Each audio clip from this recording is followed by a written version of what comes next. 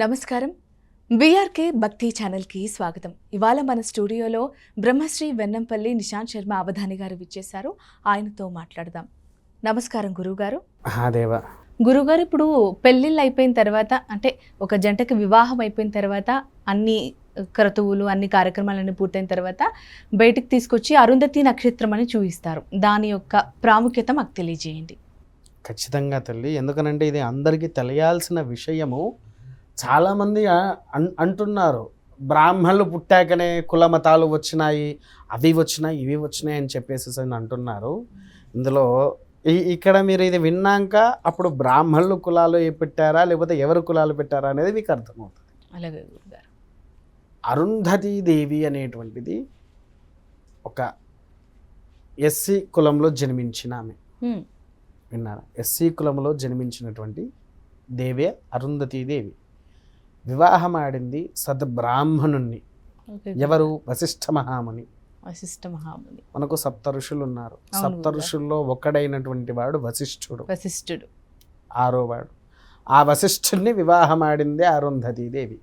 వశిష్ఠుడిని వివాహం ఆడిన తర్వాత అప్పటి నుంచి ఆ దేవి భర్త మాట జవదాటకుండా భర్తే లోకము, భర్తే ప్రత్యక్ష దైవము, భర్త ఏది చెప్తే అదే నాకు, నా భర్తే నాకు దేవుడు అని ప్రతి ఒక్క స్త్రీ భావించాలి అనే ఏకైక ఉద్దేశంతో అరుంధతీదేవి నక్షత్రాన్ని చూపిస్తారు.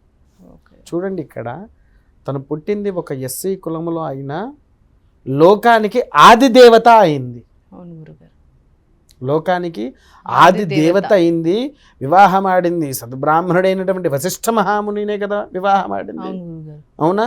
ఈ వివాహం ఆడిన తర్వాత అక్కడ వారి ఇద్దరి యొక్క యోగ తత్వాలను చూసి వారి ఇద్దరికి అరుంధతి యొక్క అనుగ్రహం ప్రతి ఒక్కరికి దక్కాలని పతివ్రతల్లో తానుగా ఒకటి నిలిచింది.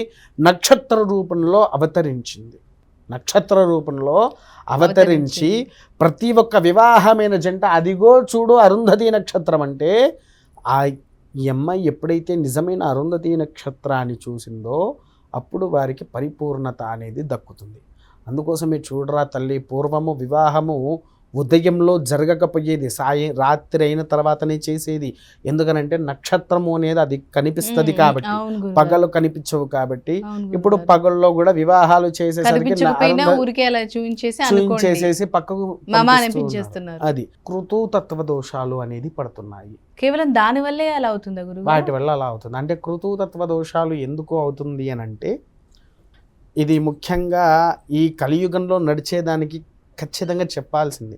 ఈ దోషము వలన ఒక స్త్రీ వివాహమైన తర్వాత భర్తుండంగానే పరపురుషుడితో వెళ్ళడం, ఈ దోషాలు అనేటువంటివి బాగా పడుతుంది. ఇలాంటి దోషాలు పడతాయి. దోషాలు అయితే ఇక్కడ ఏంటి, అది మొదలు ఈ అక్రమ సంబంధాలు పెట్టుకోవాలనుకునే ప్రతి ఒక్కరికి చెప్తున్నాను, మిమ్మల్ని నమ్ముకొని నీ కుటుంబము, అటు నీ తల్లిగారు నీ అత్తగారు, నేను కేవలం ఆడవాళ్ళని అనట్లేదు, ఆడ మగ ఇద్దరిని కలిపి చెప్తున్నాను. మిమ్మల్ని నమ్ముకొని తల్లి కుటుంబము మీ అత్తగారి కుటుంబం ఉంటుంది. పెళ్లి చేసుకొని వచ్చిన భార్య భర్త ఉంటారు, వాళ్ళకు పుట్టే పిల్లలు ఉంటారు. మీరు చేస్తున్న తప్పు మీ పిల్లలకు చుట్టుకొని జీవితం అనేది లేకుండా చేస్తుంది. దానివల్ల ఇబ్బందులు పడేది కూడా మీరే అండి. ఇంకో విషయం చెప్పమంటారా? నాకు దరిద్రం పోవట్లేదు స్వామి, నాకు దరిద్రం పోవట్లేదని చాలామంది మాకు ఫోన్లు చేస్తూ ఉంటారు, మాట్లాడుతూ ఉంటారు, ఇంటికి వచ్చి చూపించుకుంటారు.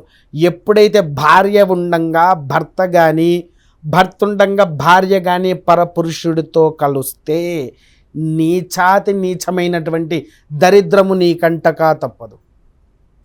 అది మానేసుకోండి, మీ జీవితము సుఖమయంగా ఉంటుంది. మరి దోషం తొలగాలంటే అంటే పొరపాటున కూడా జరిగింది ఉంటుంది గురుగారు. మీరు అన్నట్టుగా ఈ కాలానుసారం ఉదయం పూట వివాహం చేసుకున్న వారికి అది పొరపాటున జరుగుండొచ్చు, కనిపించకపోవచ్చు నక్షత్రం. మరి అలా దోషం తగిలినప్పుడు దాని నివారణ కూడా ఏమైనా ఉంటే చెప్పండి గురుగారు. నివారణ అంటే తల్లి, ఇది వాస్తవానికి శివపార్వతుల కళ్యాణము. మొదటిది. అది కూడా ఎలా అంటే ప్రతి మాసము అలా 3 సంవత్సరాలు ప్రతి నెల 3 సంవత్సరాల వరకు ప్రతీ నెల ఉమా సహిత గౌరీ యొక్క కళ్యాణాన్ని చేయించాలి. అంటే శివపార్వతులనే అర్థము, శివపార్వతుల యొక్క కళ్యాణము చేయించాలి. అది కూడా ఎలా అంటే ఆరుద్ర నక్షత్రంలో మాత్రమే. ఆరుద్ర నక్షత్రం అంటే క్యాలెండర్లో మనం చూసుకోవాలి. ఆరుద్ర చూసుకోవాలి. నక్షత్రం ఎప్పుడు వస్తుందో అప్పుడు వెళ్ళేసి మనం అయ్యగారితో మాట్లాడుకొని మాట్లాడేసుకొని దేవాలయంలో శివపార్వతుల కళ్యాణాన్ని ఆచరిస్తే దానివల్ల మనకు పట్టినటువంటి దరిద్రము వదులుతుంది. మళ్ళీ ఇటువంటి తప్పు చేయకుండా ఉండవచ్చు. ఈ తప్పు ఇది అయిపోయింది కదా, ఇక దోషం పోయింది కదా, మళ్ళీ తప్పు మొదలు పెడితే ఆ భగవంతుడు ఏ శిక్ష వెయ్యాలో ఆ శిక్ష మాత్రం ఖచ్చితంగా వేస్తాడు. చాలా చక్కగా వివరించారు గురువు గారు. ధన్యవాదాలు. మహాదేవ.